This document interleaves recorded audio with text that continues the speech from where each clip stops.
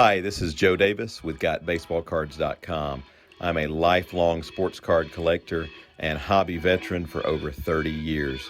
We are very excited to offer you this channel to provide you the finest in sports card news and entertainment. Thanks for watching. Welcome back to Sports Cards with Joe and Doug. And Doug, we are back in the studio after a long hiatus, and part of that is trying to recover from the National. It was busy. It was busy these last couple of weeks, but we're happy to be back in the studio. Yeah, to give y'all an idea, like, where have Joe and Doug been? We came back from our trip, and we're going to talk about the National, but we came back and there were thousands of cards sitting here waiting on us to submit. And so Doug and Eli and myself, really appreciate oh, that. we do. But it was quite a number of shipments, but we've busily been processing them. But Doug, let's talk the National. I want to talk our viewers. First of all, it was so great. We had so many YouTube followers at the show. It was so great seeing and talking with so many of them, taking pictures with a lot of them, and it was great. So we appreciate you all coming out to our booths. Yeah, I got to see a lot of faces, and that's really great to put with the names that I see on a fairly regular basis, which is really a good compliment to us. Yeah, you met with a lot of submitters. And people are not just submitting to us, but then they like our service and they're submitting again. Right. And they use us over and over, which is the bet. It's almost as good as a 5-star review in my mind. So we really appreciate that. It was nice to meet a lot of people there. Yeah. It was very busy. It was incredibly busy. Yeah, I had mixed emotions going into it because last year in Chicago was so good. And of course, Atlantic City is much tougher to get to. Most collectors had to fly into Philly and then rent a car or Uber. Yeah, and so we weren't sure what the crowds were going to be like, but man, they were incredible once again. I think our only down day really was Sunday, which of course the hotels are so expensive Saturday night, but that was the only really light sales day. The rest of the week was phenomenal. I know our booth layout this year, it seemed like we had twice as much space as the previous year, and it flowed so well. People were very impressed with our organization and the number of graded cards that we had, but not just the graded cards. It was really our raw cards from the 40s. We had 40s, more, 50s. 48, 49, and people could not believe how many 52 tops raw cards we had.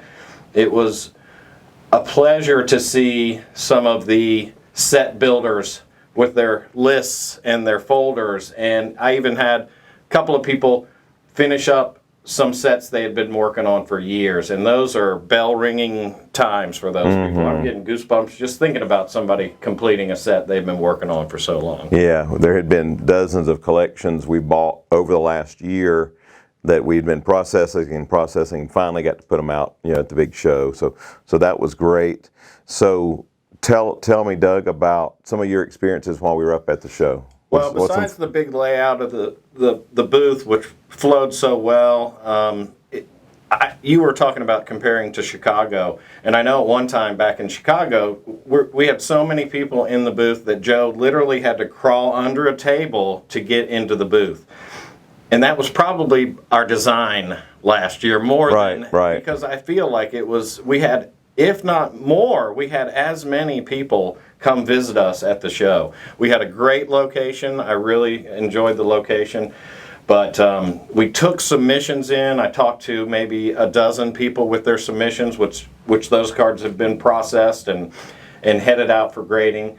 But just the overall number of people, not just vintage collectors like I consider myself, but there were just as many younger collectors in their 20s and 30s, which is really young to me. But yeah, there was a large population and very well educated. Yes. Absolutely. So it's like a little shot in the arm to the hobby, just that we have a lot of new people in it.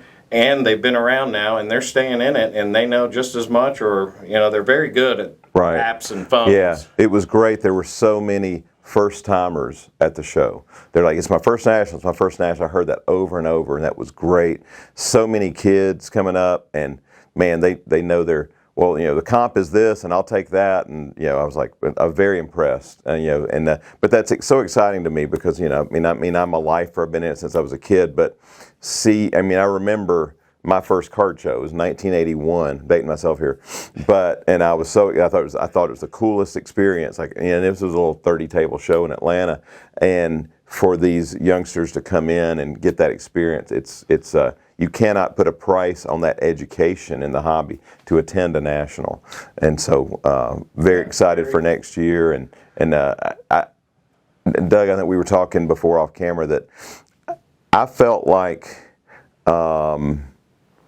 As a whole, by looking at the national, comparing to the year before, the hobby, I think, is, yes, we've seen some prices drop on some stuff, but the hobby, I think, is a little healthier in the sense that there's not quite as much speculation as we saw a year ago, which I was a part of. I mean, I bought, so I was like, I'm buying up, third-year cards of basketball guys, and I was like, oh, hey, people are grading them, and they're making money, and and now some of them I'm getting back, some of them not making money, but a lot of us got caught up in that and seeing the crazy prices stuff was bringing, and a lot of us had those cards sitting around, so why not submit them?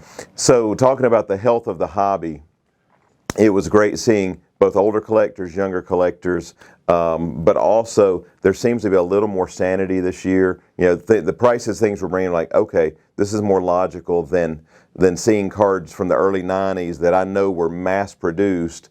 I remember when like Sean Kemp Fleer rookies, which there are millions of, I was like, oh, it's a $300 card. I'm like, there's no way that can last. And like a Magic Johnson 90 Fleer, like when it's $200, I'm like, there's no way this can last, and it hasn't lasted. Yeah. And so some things have come down, but they're more realistic of where they should have been in the first place. So I call that healthier rather than just speculation going on. I agree. I think just the overall knowledge of the hobbyist is way better than it was a year ago, way better than it was 3 years ago for sure. Right. And we learn stuff, which is great. Always want to learn and continue to grow.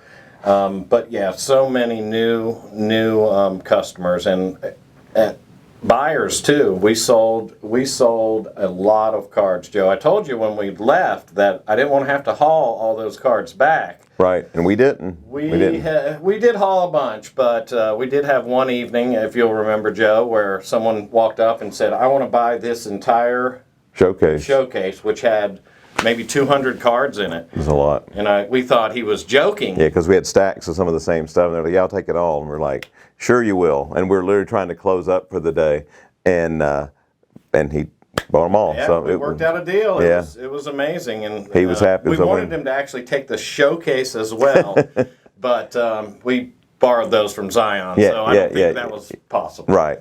So yeah, it was. It's encouraging when you see people say, "Hey, I'll pay this % and take it all," and they're obviously, however they're reselling, they've got their margins built in.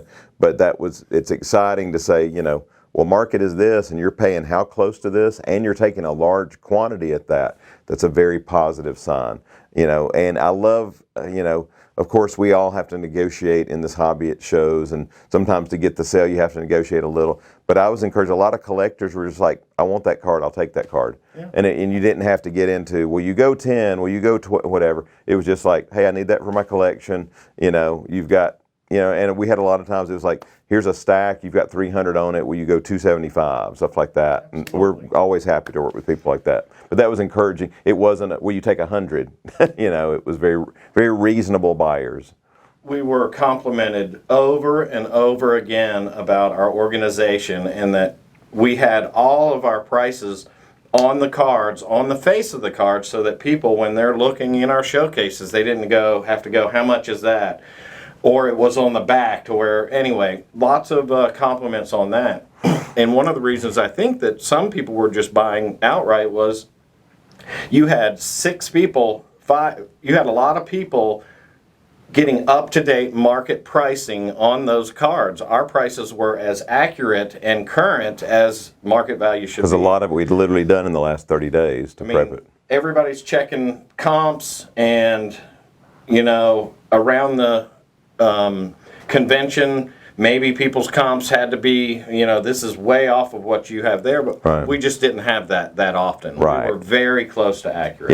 Yep. Which is a big compliment. I'm proud of you. I didn't do any of the comping, so whoever did it, thank you very much. We did a bunch. Our whole team did. So we were just so excited to be a part of the National. I remember my first one was 1988, and I dreamed of like, wow, I'd love to set up at this one day. And then a few years later, started setting up at them, and it's always a great experience. As tiring as it is, a great experience, and very happy to be back here at the shop and working on your cards.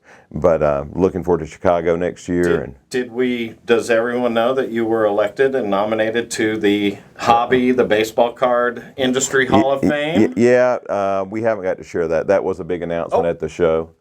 They announced it. They announced it on the main stage. Yeah, I'm very honored. The Industry Summit chose me to be a part of their Hall of Honor.